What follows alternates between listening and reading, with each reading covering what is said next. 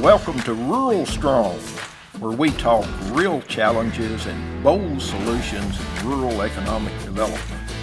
I'm your host, Joe Barker. Let's get into it. Today's broadcast originates from the Southwest Tennessee Development District podcast studio in Jackson, Tennessee, and we've got a great guest today, Deb Barnett from Southern Illinois. Deb, great to have you with us. Hi, Joe. It's so good to be here today and talk with you all. Well, I'm excited because I love to talk about regional economic development, and you serve as the executive director for Southern Illinois Now, a regional economic development initiative serving the 17 southernmost counties in Illinois. So to start off with, could you tell us about the mission of Southern Illinois Now and how it came to be?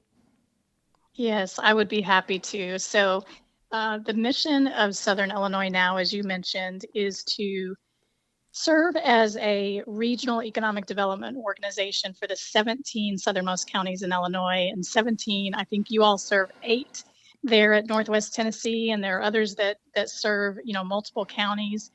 17 counties, as you know, is a big footprint, but it's really important and was really important to those who led this initiative to include those 17 counties and really represent Southern Illinois from a regional perspective. It was really founded through our business community, our business leaders. It is led by and supported by or funded by those business leaders as well. So I can talk more about some of the specifics that we do or our priorities, but that's sort of the background of who we are and who thought it was important, meaning our business community, to come together as a region. Sure, and we want to get into that. I know your background, Deb, includes a career in workforce development. You've been involved with business incubators. What inspired you to take on the role of executive director? Boy, that's a good question, and I love answering that question because when I saw this opportunity come about. So first of all, Southern Illinois Now has only been around for about 2.5 years. Now, there have been other regional efforts over the years, several in fact, but many of them had very specific priorities. So some focused on broadband, some focused on just a specific county. But when this regional initiative came about, I was actually at Southern Illinois University, Carbondale, and had been there for about 14 years and really wasn't looking to leave the university. I was very happy with where I was at and the work I was doing. But this regional initiative really spoke to me as someone who was born and raised in Southern Illinois, has always loved this region, and really just wanted to see it grow and prosper. And I felt this was an excellent way for me to not only do that, but to continue my career in this field. Well, for those unfamiliar with the region, describe to us the 17 counties as a region that Southern Illinois Now serves. Sure. So consistent with your podcast, RuralStrong, we are a very rural area. The entire 17 counties, our population is not quite 400,000, about 350,000 in all 17 counties total. Now, we do reach within a 30 to 45 minute radius of our region, we do reach upwards of 1 million people. But we have very, very small cities and villages, some, 500, 600 people.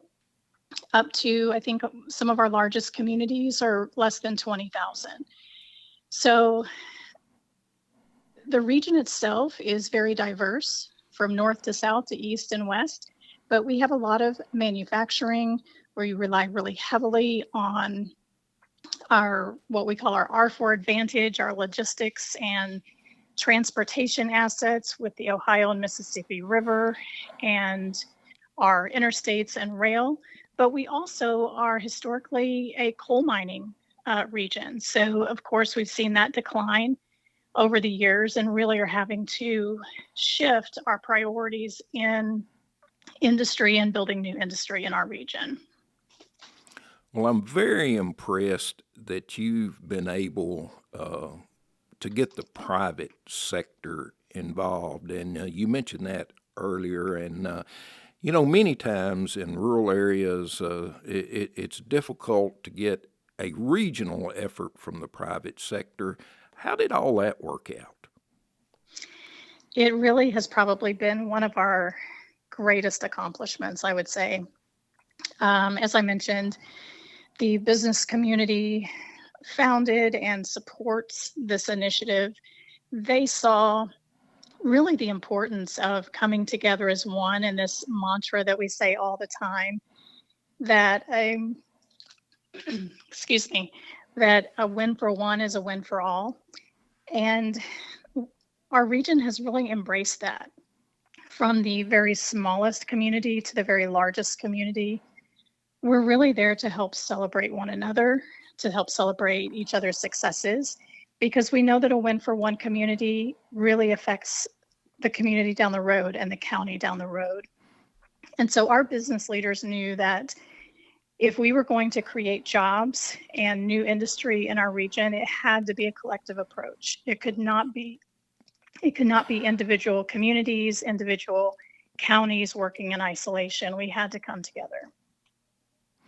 Well, SI Now is a relatively new organization, but Deb, have there been some small wins so far and maybe even some large wins? Yeah, I would say that, some of the wins that we've had are in our business retention and expansion efforts, and really going around and helping our current businesses know that, number one, they're important and they matter. And we want to make sure that they are really connected to the resources they need to grow and expand and stay here in Southern Illinois. A big focus is on business attraction.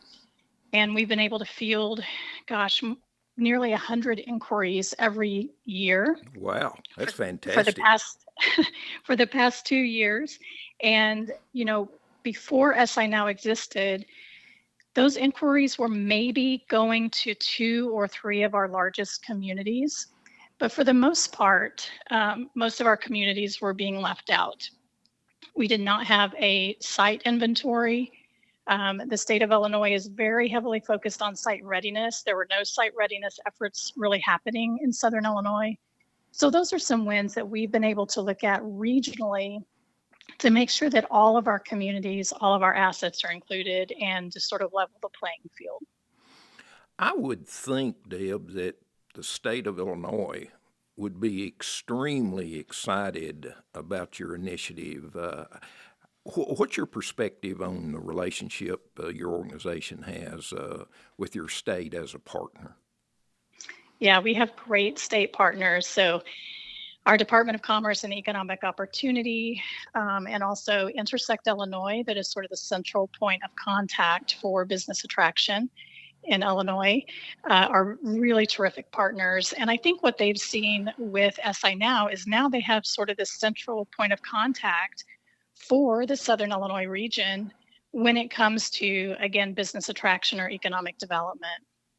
So certainly, again, each of the individual communities and counties play their own role, but we can represent the region as a whole and really kind of streamline some of those processes as well. So it's been a huge win for our region. It's really raised awareness of our region and the assets, because we're finally telling our story to the state and to the rest of the country and really the world in a way that we haven't before. Well, I've always thought collaboration for rural communities is one of the keys to success, but I also know that each county, each rural county is unique in itself. And how do you take the uniqueness of 17 counties and then put together that into a unified regional program?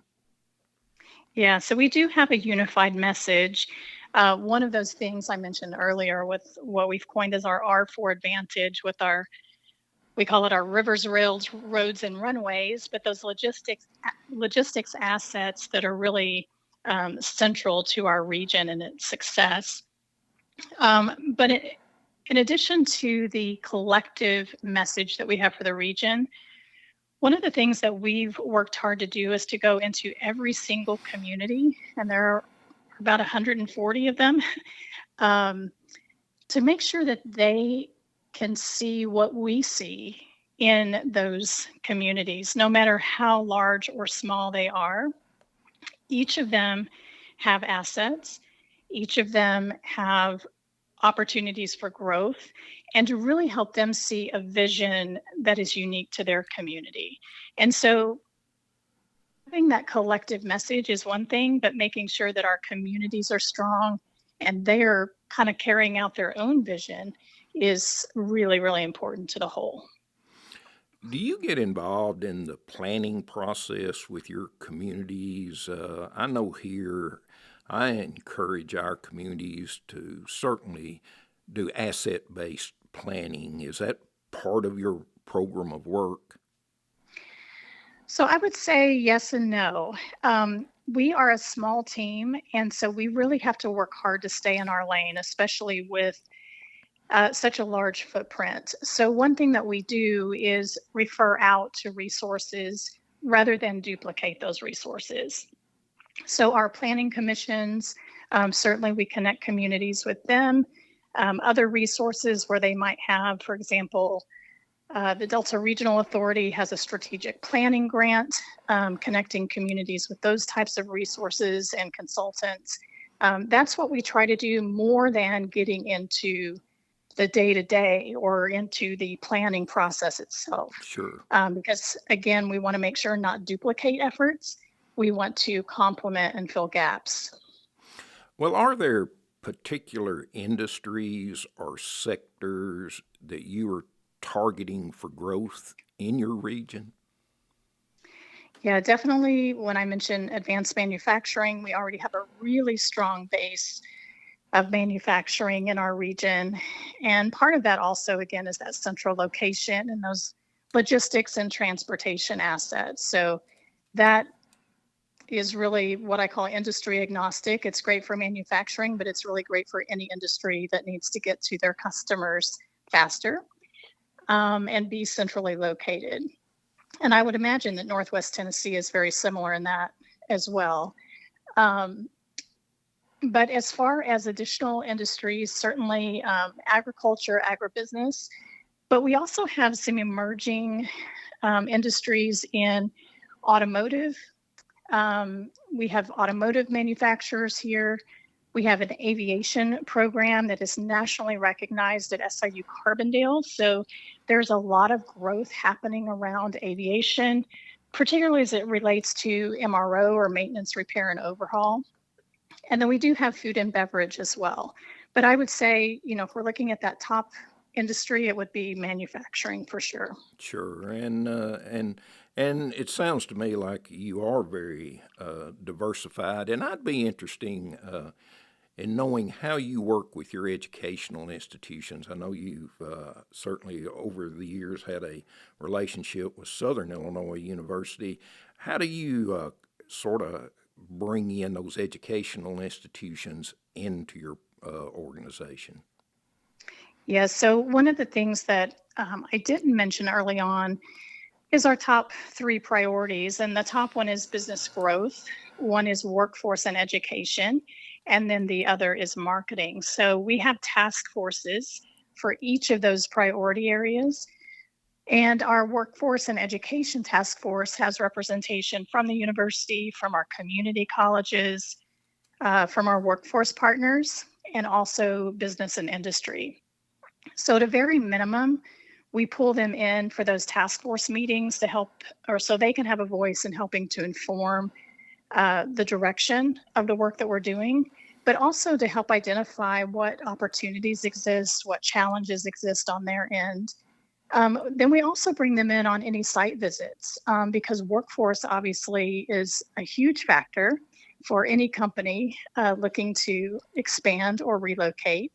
So they really are sort of that feather in our cap when it comes to sharing not only the workforce that's available, but the talent pipeline that's coming up, and then also sort of those customized trainings or other opportunities that our education partners can work with them on.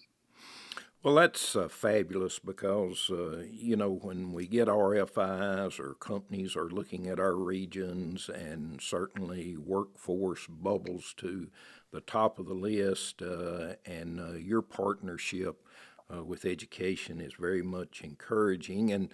And another thing that rural areas, wherever they are located, struggle with is infrastructure. To have growth, you've got to have the infrastructure, whether it be water, wastewater, broadband, transportation. How do y'all work with your communities in addressing those issues? Well, we really, as it relates to RFIs specifically, we really have taken an assets-based approach. So looking at those sites, we certainly have some that are already identified, but as we're looking at new sites, really looking at where those assets are, where the water is already readily available, where the power is readily available, which is a challenge right now, just about anywhere. And looking at where those infrastructure assets are. But when it comes to working with communities, I would say we really work more with our utility partners on our end. Our local water districts, Ameren is a utility here in our region, as is, we have 5 different co-ops as well. So we work very closely with them, not only on identifying sites, getting the information for those inquiries, but also projecting where those assets can be improved and built upon for future growth. Have you, in your work there, Deb, are there any other national models or peer regions that you've looked at that have helped you form Southern Illinois now? Well, early on, that is something that just in my first few months, I did quite a bit. And there are several, as you know, across the country, and all of them, some of them have different priorities, and they all kind of do a little bit of different things. But, I think we've taken a little piece of each of those to incorporate what's really going to work here in Southern Illinois. And again, a lot of our success has really just been in uniting our region together, starting with building up our own regional pride. I think for quite some time, there was sort of this, how should I say it? Those of us who've lived here quite some time, and I don't think this is unique to Southern Illinois, but those of us who've lived here quite some time, maybe we just took for granted what we really had here in the region. So really building up that regional pride and helping our communities to understand the assets they do have really is something that we've worked very hard to do, and something that I think a lot of the other organizations around the country are doing very well also. Well, it's a challenge, and I can only imagine working with 17 counties and the towns and cities located in those counties to coordinate this, because rural people, and I've lived all my life in a rural area, we're pretty independent. And Yes. and when we start talking about doing things as a region, it gets difficult because they want the local paper to say that industry is located in their community, and sometimes we do not realize the benefit of having any kind of growth outside our own corporate limits. And so, as you know, it's huge to work together as a region. It really is. And I think, Joe, one of the things that we focused on, as I mentioned earlier, with going to each community, getting to know them, helping them to know that they are part of this bigger picture. One thing we really focused on a lot was just building trust, building relationships, building trust, and also, again, just communicating this mantra that a win for one truly is a win for all.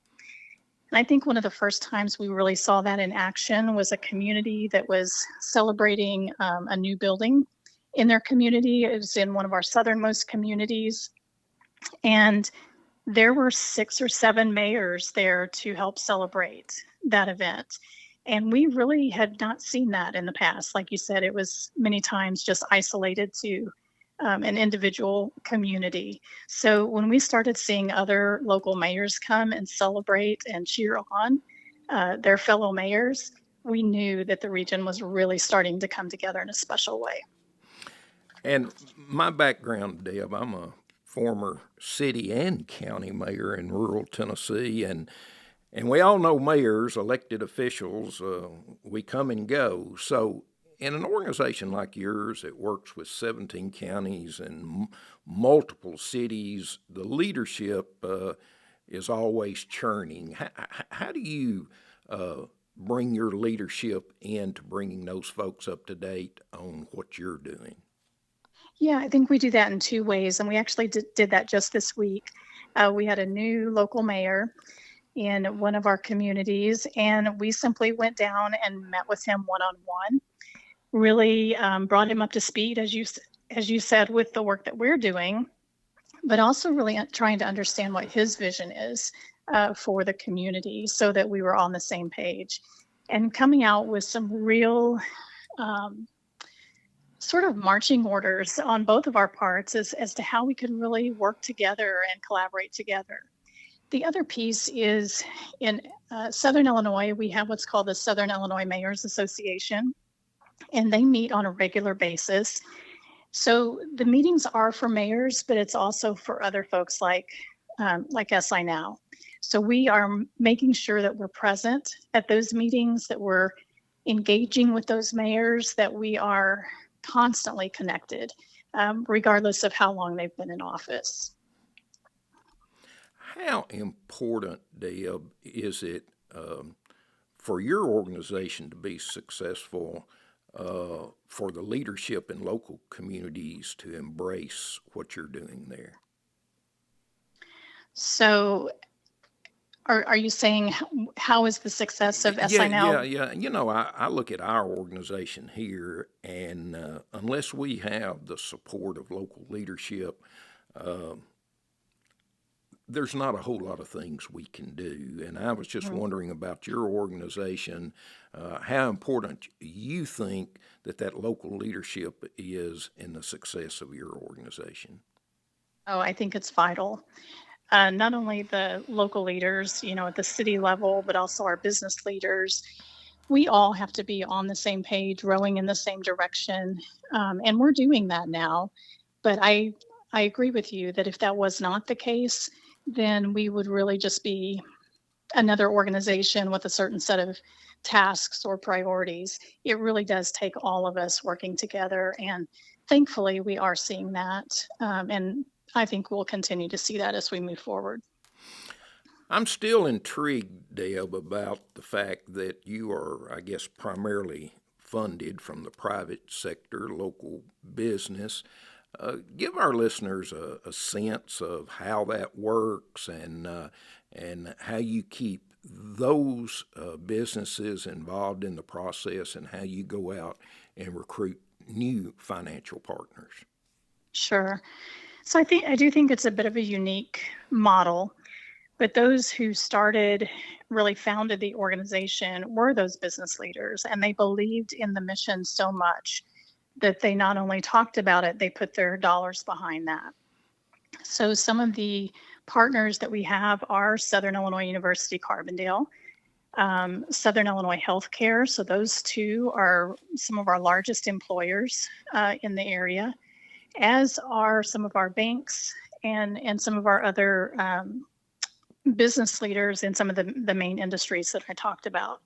So those were the ones that came on board. They made the commitments, long-term commitments, to get the organization off the ground and set the priorities and metrics for success and growth. But the partners that have come on since those initial founders are the ones that have really seen the results in this regional work. And they also, from a business perspective, know that in order for their business to continue to thrive and grow, and for them to have that workforce that they need and all of those pieces, we have to have a thriving economy.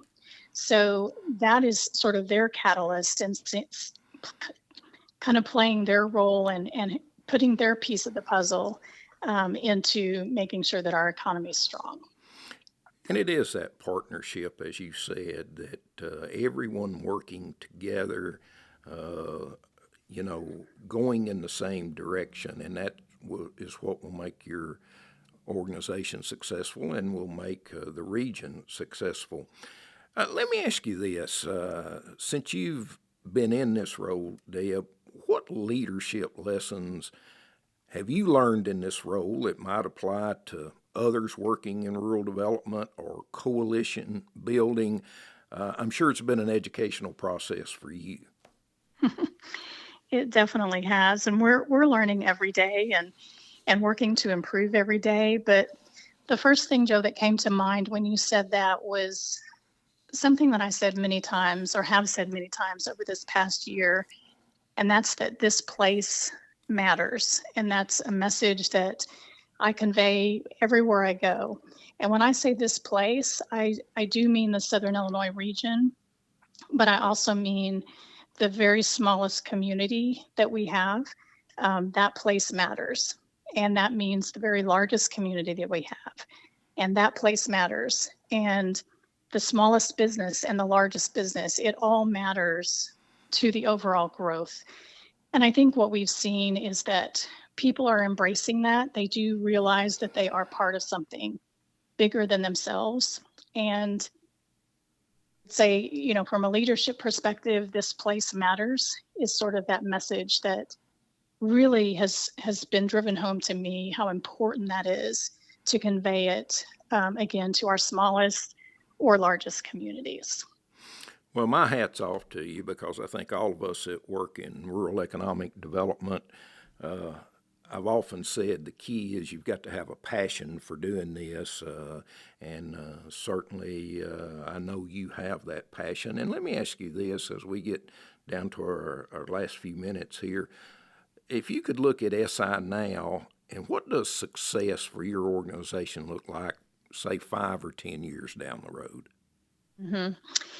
So that success means jobs, of course, in our region. It means a strong economy. But I think related to those jobs, it's Southern Illinois families that are thriving and growing. It is our youth who are seeing those opportunities to stay in their region when maybe before they didn't think there was anything here for them. So, to me, Joe, it comes back to what I said earlier. I was born and raised here. I believe in this region. I believe in our families here. And so I think success is having not only economic growth for our region, but for those individual families that really call Southern Illinois home.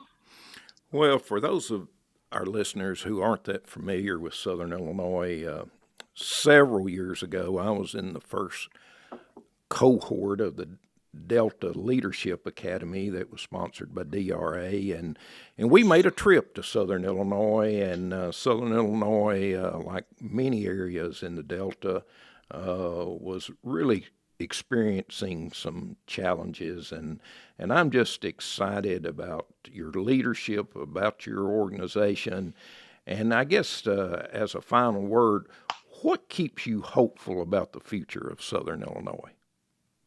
Well, first of all, before I answer that, you probably are familiar then with some people who are very near and dear to me who maybe went through that DLI class with you.